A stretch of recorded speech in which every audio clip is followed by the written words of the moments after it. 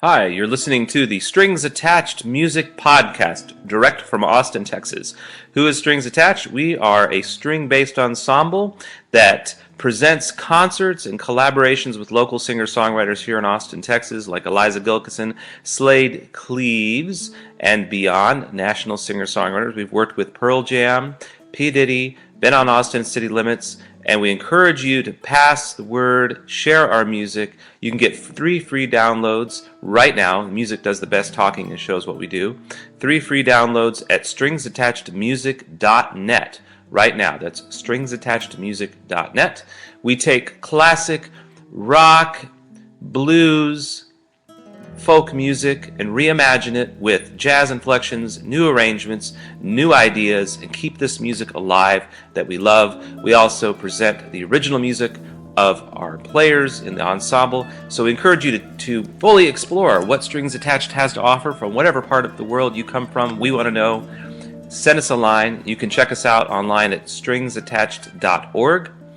or facebook.com/stringsattached. Our YouTube channel is youtube.com/jazzviolawill, where we have just hundreds of videos from our performances, and we'd love to meet you and learn more about you. So welcome to the Strings Attached Music Podcast, and here we go with the podcast.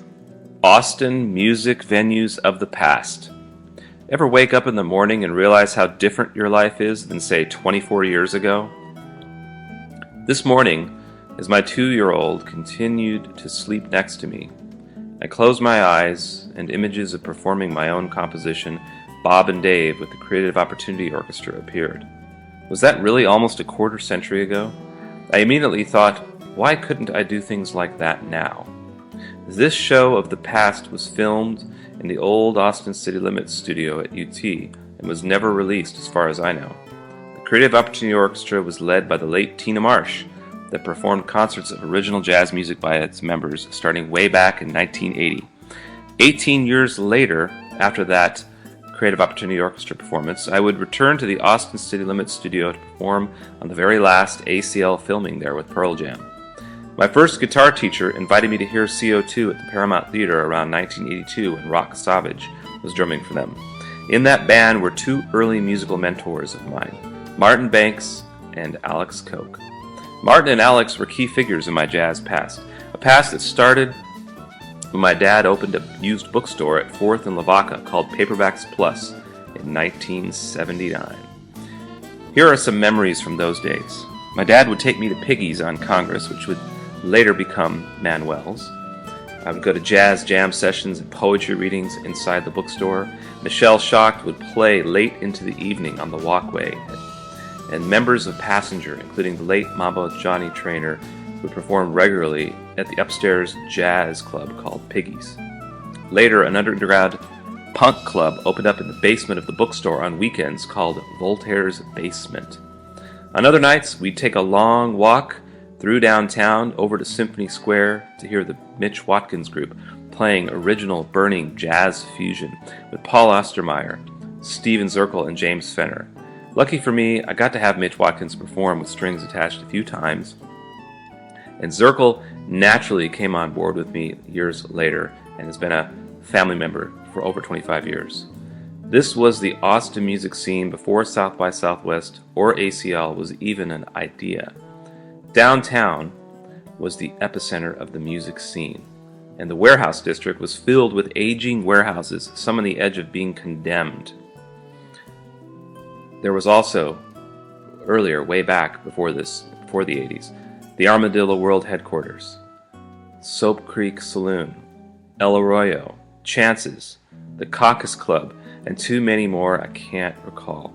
And of course, there were the great blues clubs, Antone's and the Rome Inn, where Stevie Ray Vaughan and Double Trouble had their stomping ground in the 70s. In the late 70s, my parents divorced, and my mom, brother, and I moved into a gorgeous home on Pearl Street, just down the street from the Rome Inn. My mom would go hear Balcony's Fault almost weekly there, and I could almost hear Stevie Ray Vaughan's guitar screaming down the street, all the way to our house. We became members of the first edition Wheatsville Co-op down the street as what was called Turnups, That place now is a cycle shop. Just a few years later, my dad's bookstore, Paperbacks Plus, moved from downtown into the Rome Inn building, and we lived upstairs a few nights a week, and I caught the bus at the corner to Austin High School.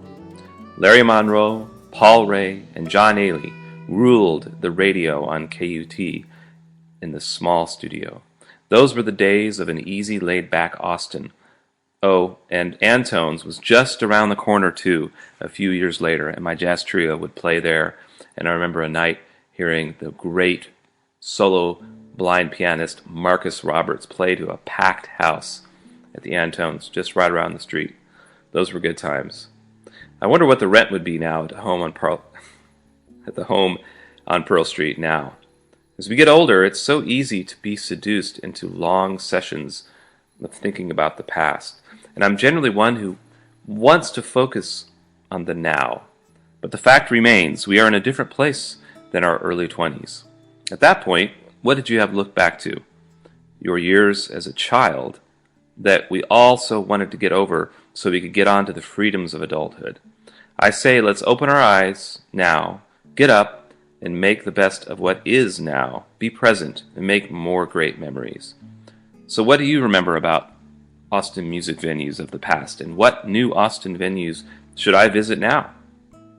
Thanks for listening to the Strings Attached Music Podcast from Austin, Texas. You can get 3 classic rock reimaginings right now at stringsattachedmusic.net. Share this with your friends, pass it around, subscribe to the Strings Attached Music Podcast, subscribe to our YouTube channel, which is youtube.com/jazzviolawill. Thanks, and we hope to see you at a show or hope to see you on email. Talk to you later.